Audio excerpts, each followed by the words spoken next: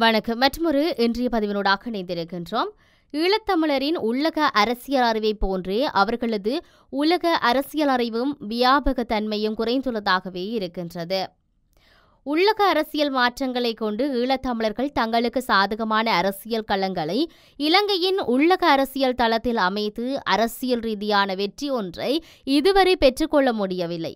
அதுபோலவே உலக அரசியல் தளத்திலும் ஈழத்தமிழர்களின் நலன் சார்ந்த அரசியல் வெற்றியொன்றினை பெற்றுக்கொள்ள இதுவரை முடியவில்லை. பல தடவை முயன்ற போதும் கைகட்டியது வாய்க்கட்டவில்லை என்பது போலவே ஒவ்வொரு வெற்றி வாய்ப்புகளும் ஈழத்தமிழர்களிடம் இருந்து பறிபோயின. பலம் வாய்ந்த நிலையில் இருந்து கொண்டு பேரம் பேசும் சூழலுக்கு, பலவீனமான சூழலில் இருந்து கொண்டு பேரம் பேசும் சூழலுக்கும் நிறையவே வேறுபாடுகள் உள்ளன. இந்த நிலையில் பலமான எந்த ஒன்றும் வாழ்தலுக்கான தகமையை பெற்றுக்கொள்ளும் என்பதை தக்கன பிழைத்தல் என்று அறிவியல் சொல்லும். இந்த விதிக்கு கட்டுப்பட்டு இயற்கையின் உயிரற்றதாகவோ அல்லது உயிருள்ளதாகவோ இருக்கலாம்.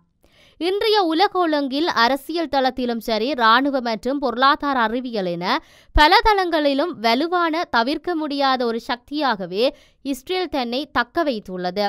ஆனால் அதற்கு நேர் எதிர்மறையான ஒரு களச்சூழலையே பாலஸ்தீனமும் அதன் விடுதலைக்காக போராடி வரும் விடுதலை அமைப்புகளும் கொண்டுள்ளன. இந்த நிலையில் இருந்து கொண்டு இஸ்ரேலை மீண்டும் ஒரு முறை திரும்பி பார்த்தால் அதற்கான தேசத்தினை அகப்புறச் சூழல்களை சாதுரியமாக கையாண்டதன் மூலம் அமைத்து கொண்ட ஒரு மக்கள் கூட்டத்தினை கொண்ட நாடாக இஸ்ரேல் இருக்கின்றது என்று சொல்லலாம். ஈழத்தமிழரும் தமக்கான தாயகம் ஒன்றுக்காக போராடி வரும் இன்றைய களச்சூழலில் அவர்களுக்கு அவர்களின் அகப்புற களச்சூழல்களை சாதுரியமாக பயன்படுத்திக் கொள்வதற்கு சிறந்த முன்னுதாரணமாக இஸ்ரேலை தவிர வேறொரு நல்ல உதாரணம் இருந்துவிடப் போவதில்லை. நீண்ட பெருந்துயரை சுமந்து நீண்ட காலம் நாடற்றவர்களாக ஜூதர்கள் வாழ்ந்தபோது அவர்களை இந்த உலகம் கண்டுகொள்ளவில்லை. ஆனால் இன்று அந்த ஜூதர்களை கண்டு உலகம் அஞ்சும் நிலை இருக்கின்றது என்பதை யாரும் மறுத்துவிட முடியாது. கிட்லரினால் ஜூதர்கள் கொல்லப்பட்டு கொண்டிருக்கும் போது ஜூதர்களுக்காக குரல் கொடுத்து கிட்லரை எதிர்த்து நின்று அவர்களுக்கு பாதுகாப்பினை வழங்கிவிட யாரும் முன்வரவில்லை. அப்படி முன்வரக்கூடிய சூழலில் அன்று யாரும் இருந்துவிடவில்லை என்று சொல்லலாம்.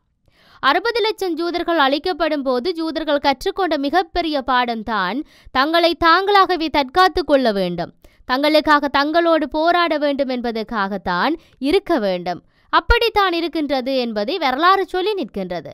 தங்களுக்கென ஒரு தாயகத்தினை ஜூதர்கள் அமைத்து கொள்ள முற்பட்ட வேளையில் அதனை காத்துக்கொள்வதற்காக முன்னாயுத்தங்களையும் அவர் சம நேரத்தில் செவ்வனிலேயே செய்தனர்.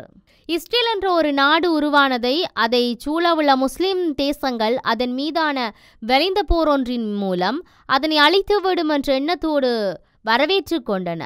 என்றளவும் இஸ்ரேலை அழித்துவிட துடிக்கும் எந்தவொரு முஸ்லிம் நாடும் இஸ்ரேல் அளவுக்கு தன்னிறைவு பெற்று வளர்ந்துவிடவில்லை என்பது நோக்கத்தக்கது. ஜூதர்கள் இஸ்ரேல் என்ற நாட்டினை உருவாக்கிக் கொள்வதற்காக எதிர்கொண்ட சவால்கள் மற்றும் வழிமுறைகள் தொடர்பாக ஓரளவு எனும் தமிழர்கள் அறிந்திருக்க வேண்டும். குறிப்பாக தமிழ் அரசியல் தலைமைகள் அறிந்திருக்க வேண்டும்.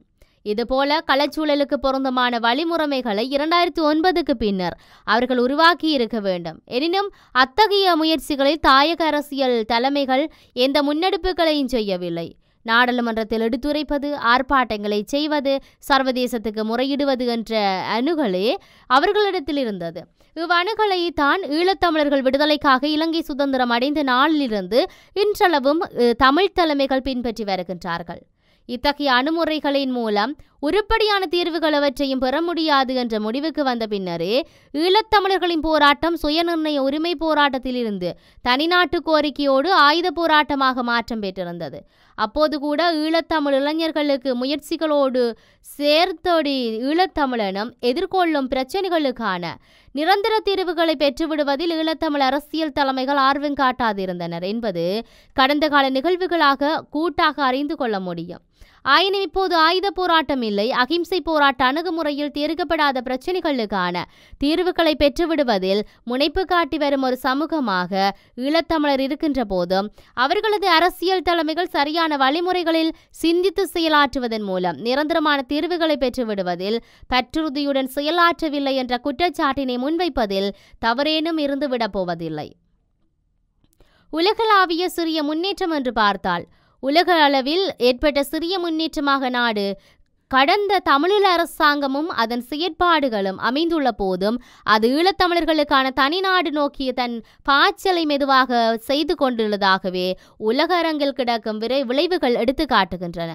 அதாவது அரசியல் ரீதியாக உலக நாடுகளிடையே ஈழத்தமிழர் நலன் சார்ந்து வலுவான மாற்றங்களை ஏற்படுத்துவதில் செயற்பாடுகளை அந்த நாட்டு அகப்புற அரசியலில் சூழல்களுக்கேற்ப நாடு கடந்த தமிழீழ அரசாங்கத்தினால் மாற்றங்களை ஏற்படுத்த முடியவில்லை என்பதை உணர்ந்ததாக இருக்க வேண்டும்.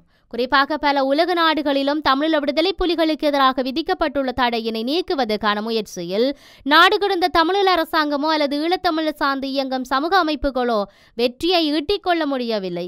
அவர்களது எல்லா முயற்சிகளும் இது தொடர்பில் தோல்வியையே பெற்றுள்ளன. இந்திய மத்திய அரசாங்கம் அண்மையில் விடுதலை புலிகள் இயக்கத்தின் மீதான தடையை மீண்டும் நீடித்திருப்பதையும் அதனிடையிலிருந்து தடையை நீக்குவதற்கு இதுவரை ஈழத்தமிழ் அமைப்புகளால் முடியாது இருப்பதும் சுட்டிக்காட்டத்தக்க விடயம். தமிழீழ விடுதலை புலிகள் அமைப்பு இல்லாது ஒழிக்கப்பட்டு விட்டது என இலங்கை அரசாங்கம் அறிவித்துள்ள போதும் அதன் தலைவர் மற்றும் முதன்மை தளபதிகள் உள்ளிட்ட இயங்கு நிலை உறுப்பினர்கள் இல்லாது ஒழிக்கப்பட்டு விட்டனர் என்று சொல்லப்பட்ட பின்னரும் 15 ஆண்டுகளாக தமிழீழ விடுதலை புலிகள் இயக்கத்தின் மீதான தடையை நீடிக்க கலைச்சூழலை உரிய முறையில் பயன்படுத்தினால் தடையை நீக்கிக் கொள்ள முடியும் என்பது குறிப்பிடத்தக்கது. தமிழீழ விடுதலை புலிகள் மீதான உலக நாடுகள் விதிக்கப்பட்டுள்ள தடை நீக்கப்பட்டால், மீண்டும் தடை விதிக்கப்படாத சூழல் பேணப்பட்டால் ஈழத்தமிழர்களின் தனி நாட்டுக்கான போராட்டம் புதிய பரிமாணத்தோடு வீரியம் பெறும் என்பதில் ஐயமில்லை. இதுடன் நாளிடம்பெற்ற முக்கிய விடயங்களின் தொகுப்பு நிறைவடைகின்றன. வணக்கம்.